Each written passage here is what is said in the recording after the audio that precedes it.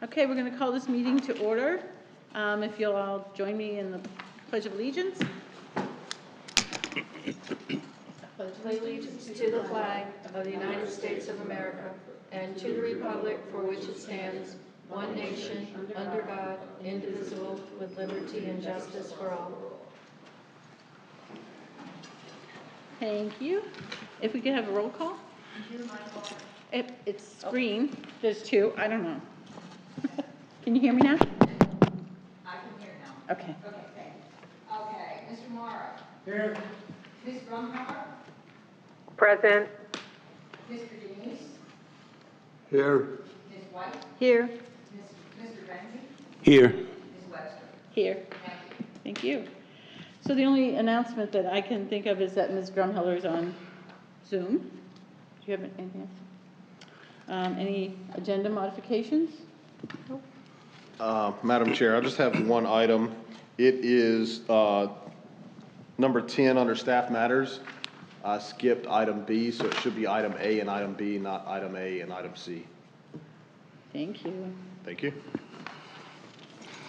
Okay, so has everybody reviewed the minutes? We need to approve the minutes from February 28th. I make a motion, we approve the meeting minutes. I second it. All in favor? Aye. Thank you.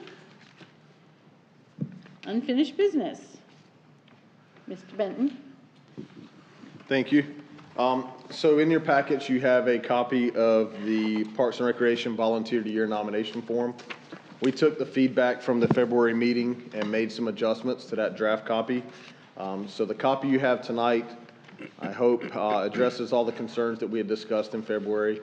And what we're looking from a staff level is approval, and then just a discussion about when we're ready to move forward on this. From your standpoint, staff recommends going forward with the program to end later in the year so we could do something at the Christmas parade as opposed to July 4th, just based on our current timeline. But that's up for your discussion tonight as well. Can I ask a question on any of these right now? Yes. Okay, I'm not quite sure I understand on number 4. It says must have performed services within the past 24 months to the Sebastian community on a voluntary basis, above and beyond what may be required as part of his or her employment. And I know we talked about city employees. Would this be like people who are employed like through the baseball team that do more than what they're paid to do? I guess I'm confused on this. So correct, and just using as an example, if I have an employee who works at the baseball fields all day, okay, and his job is to maintain the baseball fields, get them ready for play, they're ready to go. Going above and beyond his employment would be his involvement with Little League and how far he goes after hours on a volunteer basis. He's not going to be paid for those hours. It's completely voluntary. And same thing if he volunteers with the football program or any of the nonprofits or charitable organizations that we have.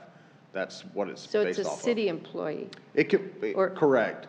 But it also can be a private employer if we have say we were to have a contractual agreement with someone to maintain a park or facilities. Mm-hmm. Well, what they're doing on a daily basis and getting paid for wouldn't be eligible for this program because we're looking at kind of volunteer hours and those assets, not so much what you're being paid to do. Okay, so number 4 is mainly referring to somebody that's employed that would be doing more than what they required as a volunteer, putting in more time and energy. Correct. Okay. Anybody else? Mr. Renzi? Nope, wrong end. Mr. Morrow. Yeah, I just had the one question on the nomination form. Is this limited to residents of Sebastian? So for clarification, we did not limit it to residents of Sebastian, but the volunteerism has to be beneficial to the city of Sebastian and its residents. So they could live in Vero, makes no difference, Correct. as long as they're doing their thing here. Yes, sir. Yeah. Thank you. And that was a discussion amongst the committee to not limit it to City of Sebastian residents, but just the volunteerism has to benefit our residents within the city.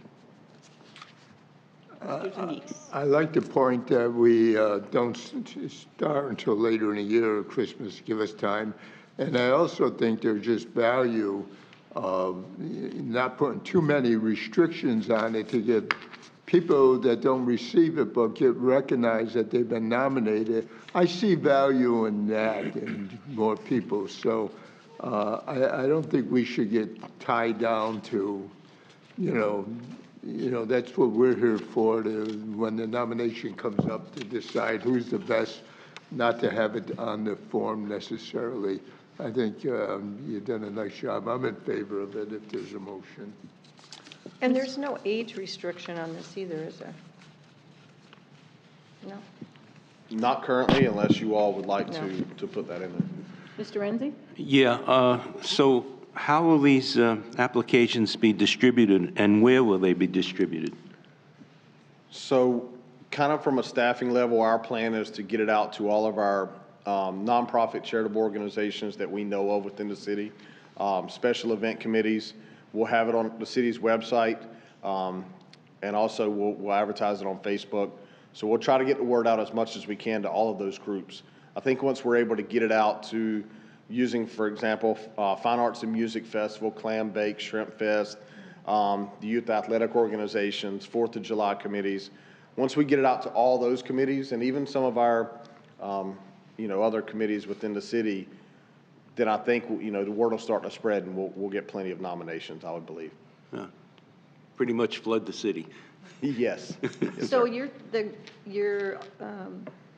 you're thinking maybe to do this recognition at the Christmas parade instead of 4th of July? Is that what I heard you say?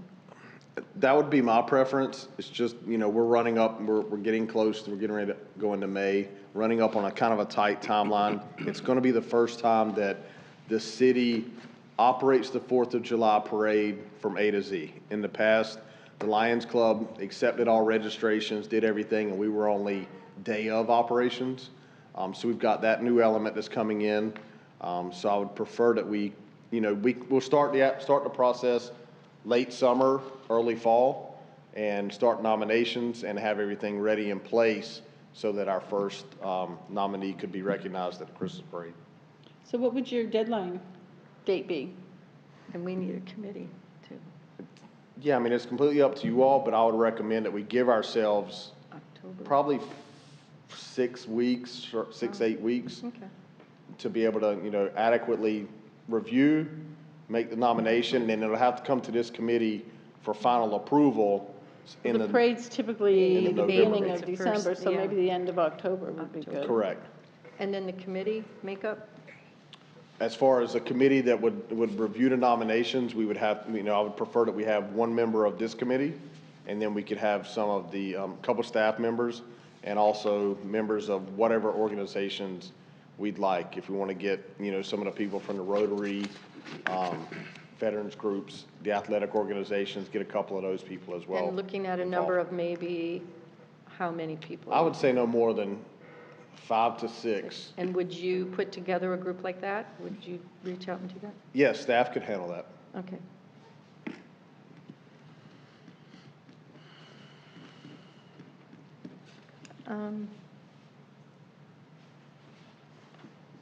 And we don't have to do anything through council on this, do we? We'll make sure they're aware of it. Okay. Before it 100% goes forward, we'll make sure they're aware of what's happening, just to make sure they And are have we a say going in to it do a as well. plaque or something, keep a running plaque then, somewhere posted with the names every year on there? Correct. So we would do something to that nature. We can do an individual plaque for the award winner, or whatever's decided amongst the committee, we can do that. And maybe we could get a local business to maybe give a dinner or something. Not physically give a dinner, but like a gift card or something like that. Yeah, Okay. Yes. We can vote on this. I think it's fabulous. Yeah, this is good. And I think that, if, when you put this out, if you get feedback, you can always tweak it for the next time. So it's a start. Yeah, absolutely. It's always a working document, and we'll continue to work with it as we go through the process. And I just want to recognize Ron Paul, who assists me, and he basically created the form, has taken all your input and made all the adjustments. So he's done a great job with that. And I would like to thank Mr. Denise for starting this, because it was really a wonderful idea. Absolutely. So do we need to make a motion or anything? If you would just make a motion, or you can just a majority vote just to approve the nomination form as presented, and then we'll continue to go forward, and we'll be prepared to discuss further items with this at the next meeting. Does somebody want to make a I motion? make a motion that we approve the form as Wade said. A second? I'll second. All in favor? Aye. Aye. Miss- Oh. I'm Drum sorry, I'm so sorry. Drum Miller. Ms. Drumheller, Yes, did you want to say anything about this form? I think the form is very well done. I think it's succinct, and I totally support the premise also of having a little more time for us to discuss the logistics by waiting to do this for a December versus trying to rush this all into July. Thank you, I'm sorry I forgot you were there. That's okay. Would we do a float then? Would this person ride on a float? Oh, then you could do a float, for the city could do a float for the Christmas parade. You could put them in a golf cart. Oh, a golf cart would work, with lots of lights. That's nice. Okay, so everybody's in favor of the form. So now we're down to public input. We just have the young lady in the back. I don't think she's here. Anybody on Zoom have public input? Nobody has their hand raised. Awesome. So new business? No new business. Oh, everybody's getting home early. How about staff matters? Thank you, Madam Chair. Just to update you all, as I do every meeting, on some of the current projects that we have. Our playgrounds have been a challenge. We've dealt with numerous delays from whether they're receiving the materials and then coming to do the installation and not having all the materials, to just not being able to get them from the playground companies. So it's been a little bit of a challenge, and a lot of it from the companies is being blamed on COVID and just the supply chain that are issues. But George Street installation is still ongoing. The structure is installed, and the playground company has given us the written okay to allow the public to use it. So it's open to the public currently. However, we are awaiting a replacement part. One of the rails, it's just an aesthetic issue with it. It's nothing structural. So we're waiting on that to come in, and then that'll finalize that playground once we get that. We've also, staff's met on site. We've designed our location for the concrete pathway that will improve our ADA accessibility there at George Street. Concrete's about 6 weeks out.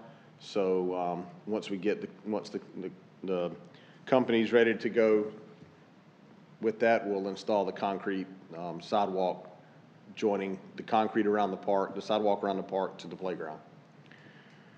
Blossom Playground is currently scheduled as of today for installation the week of May 16th. That one's been one that's been on off with the installation company. And finally, we're back on for May 16th currently. And we've already started to plan out the ADA parking spot and the sidewalk accessibility for that playground. So that's already scheduled for about 4 weeks after the installation of the playground. So that's, like I said, that one, excited to have that one installed as well. The baseball dugout construction project has completed. So if you're out at Barber Street, you can go look at all 8 dugouts have been replaced for the baseball fields, and that's all set and ready to go. The Yacht Club seawall project was completed as well. We're currently getting cost estimates to install artificial turf and a fence along the southern border of that property at the Yacht Club. So those are just 2 additional projects that kind of grew out of the seawall project. The artificial turf will be installed on the eastern side and the northern side of the yacht club. Irrigation was not reinstalled. What we have an issue with there is the grass that was there, we get a lot of salt overspray with heavy winds from the waves hitting the seawall, and it kills the grass. So it was grass. We weren't able to maintain grass there. It was a problem before we replaced the seawall. So currently we have mulch there, and it's working. We're maintaining it, and but we are looking to put some artificial turf there going forward. And that's it for projects currently that we have going on, but if you have any questions about those or any others, I can help with that.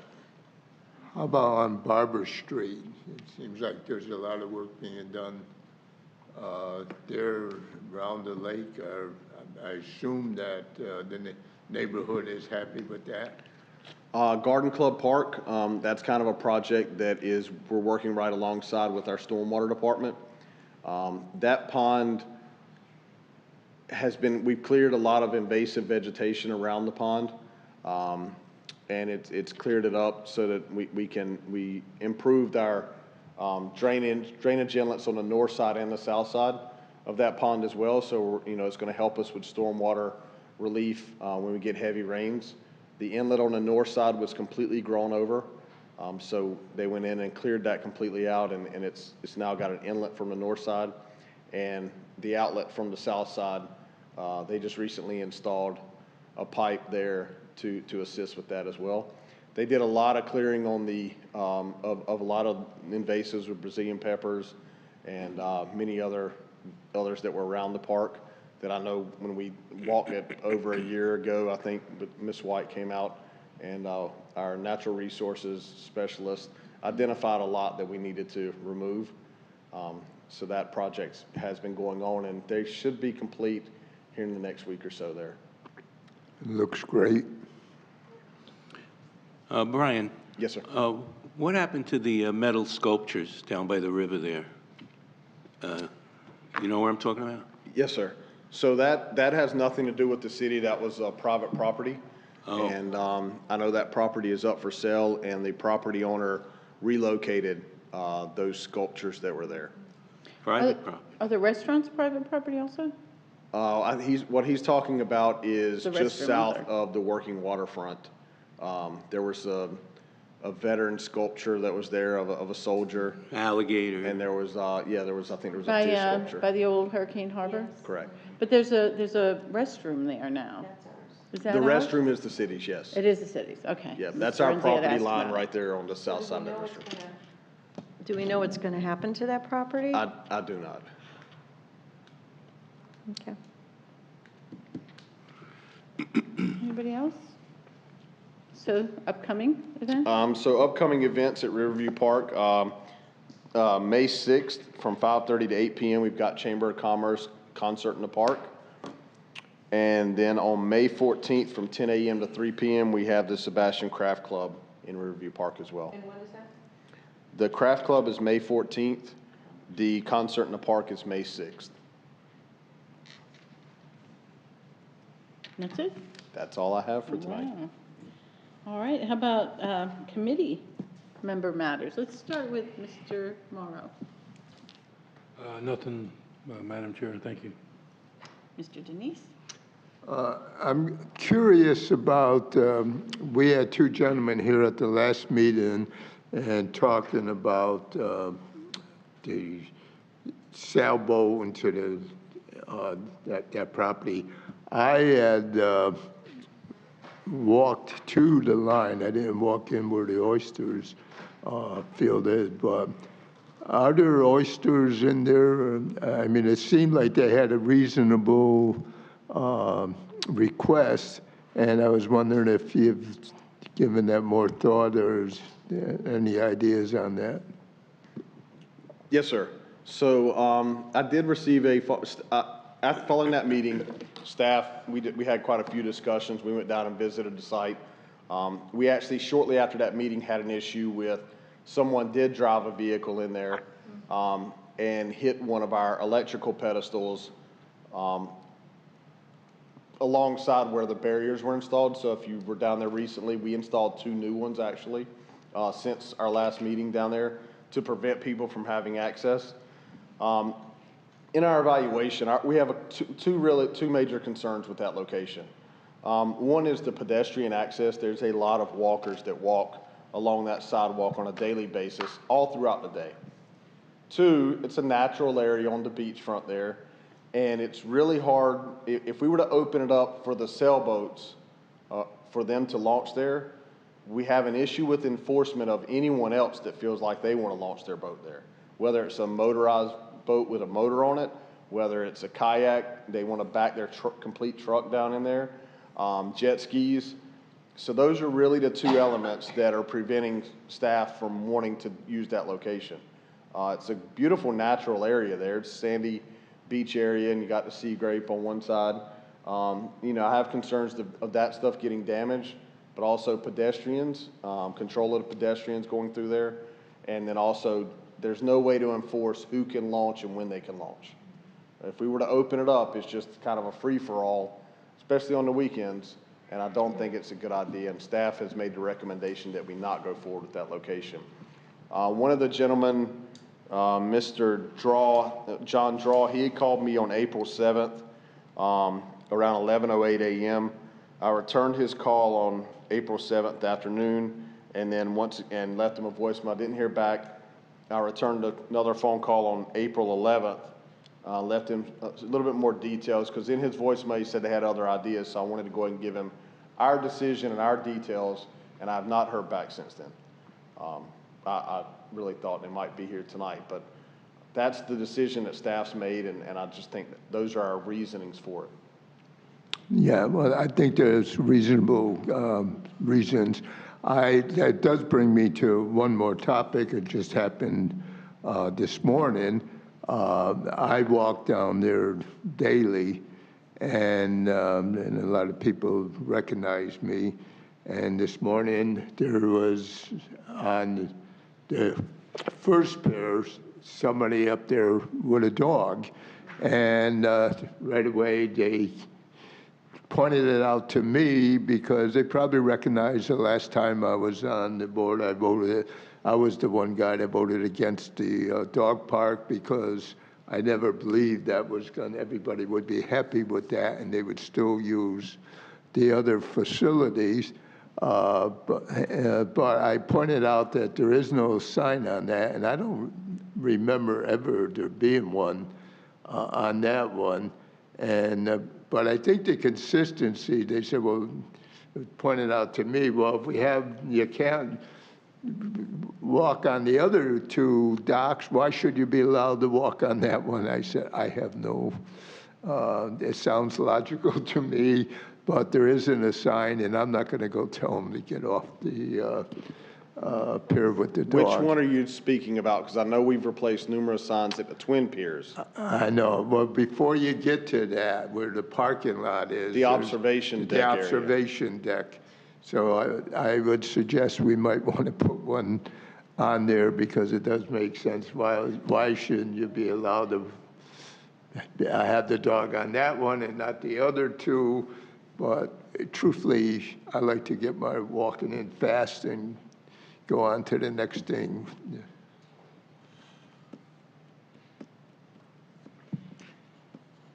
Okay. Mr. Renzi, Yes. do you have anything? No. Okay. Ms. White? I did go down to the pickleball court yesterday, the day before, because I have company, and she plays pickleball, and she was very impressed with the courts. I was just wondering, though, and I saw the machines for the coins for the lights. Are we getting much usage at night on those? Do you know? So I can give you, I'll break down the budget. We're in the season now where they're not really selling, so I'll get you a full report from the last year of when lights were really being used. But I will say this, so the lights were installed March of 2021, I believe, sometime in 2021. We have already had to purchase additional tokens because they were bought and not turned in. So we've sold a good amount of tokens for that, and then we can always look and see Okay, I was just kind of curious. on that. And we're all done with the park signs, right? No, so we still have Historical Schoolhouse, Art and Senior Center, Community Center, Kildare Park, and the 2 gateway signs on US 1 still have to be installed. And Working Waterfront has an acknowledgement sign. So they're scheduled for next week, all of those except for the US 1 gateways. And they're all budgeted for, Correct. This The budget. budget's Okay. already set for those. They're already built. They're just, they ran into an issue with concrete as well, and they've got them scheduled for the first week of May. okay. And the other thing, just with company walking the riverfront, there aren't very many benches when people are walking, and I don't know if anybody else has talked about that. When you're walking, there's really no place to sit unless you're down on that end where the Twin Piers are. And I don't know where the next place would be. Do you walk that, the river? Yeah, well, there's 2 areas that, when you walk on the green, that you could sit there. It's covered areas.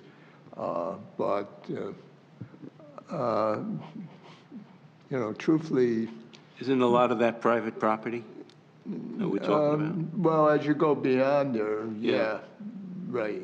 I go beyond there, but I'm down there, except for the 10 days I was away. I mean, I'm down there almost every day, and I don't. You don't I think don't so? see people Okay. waiting All right. for. I was just curious. Maybe it was just me, I was pretty tired. Maybe I'll put a memorial bench there for me somewhere.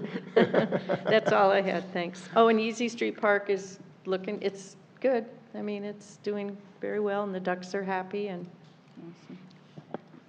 All right, Ms. Drumheller? Hey, I think there's plenty of benches available. I walk the river path several times a week also, and I never see all the benches filled.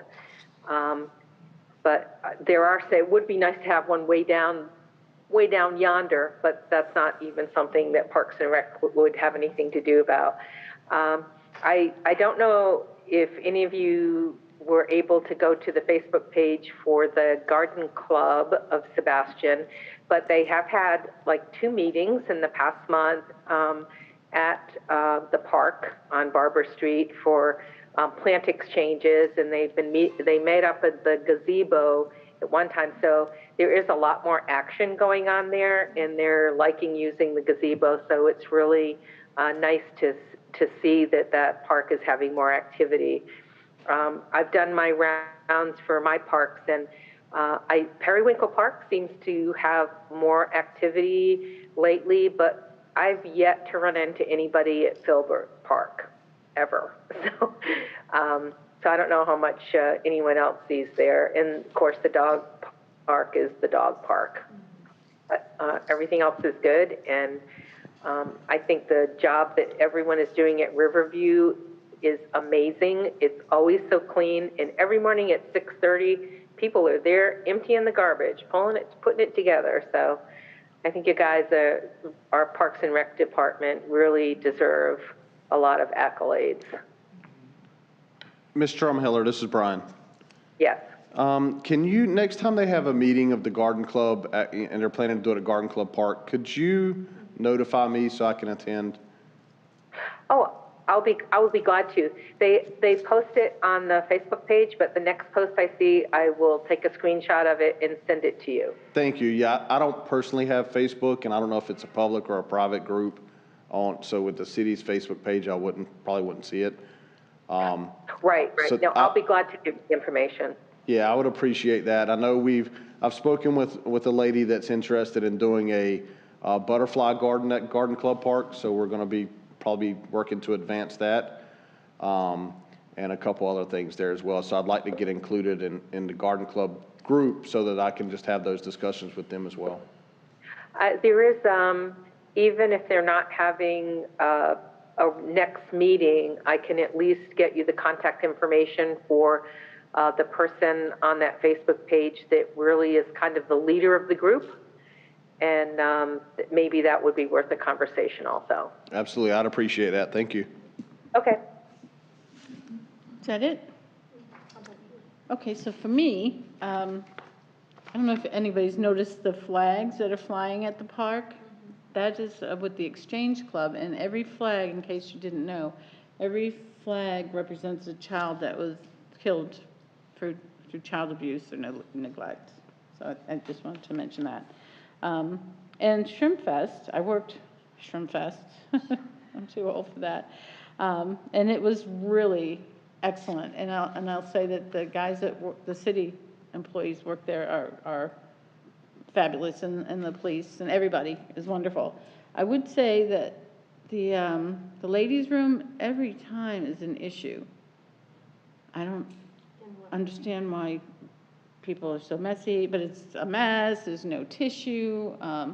So what I would like to suggest, because sometimes the people that you hired, it's not the city employees, but if you leave some supplies, have somebody leave some supplies, then the people that working the event could get in there. I would have been happy to clean it. So we, in the future, we have staff on site and they can get into the chase that's in between the restrooms, and we do have supplies in there. So Okay. I know that we can probably just do a better job staff-wise of checking them more frequently. We do have a cleaning company that comes in, but the one issue, and I know you're referencing the women's restroom, is typically majority of our staff that are working those events. We do have a few ladies that help us out, but majority are male, and they have a hard time getting into women's restroom. And we have the portalettes that are there as well, but most people try to go to those restroom facilities. And it gets to be a lot when you're looking at the number of people that attend Shrimp Fest. That's why I think if you leave some supplies with the people working the events, then we should be taking some responsibility too. And like I said, I would have been happy to go replace things and clean up some. Could I make a suggestion on that? Sure. I think an assigned attendant in the restroom for the amount of time the event is on would be the solution to that.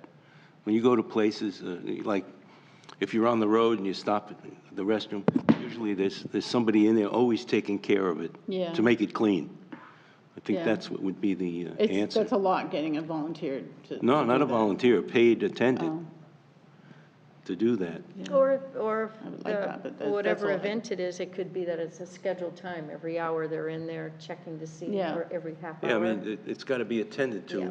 on a Address, because I agree with you. Yeah. That's happened when I've been in there, so. So it was just a suggestion. Other than that, you guys are wonderful, and I don't have anything else. So the next meeting is going to be May 23rd. And if you have anything you want on the agenda, talk to Brian. So we're going to adjourn this meeting. Thank you.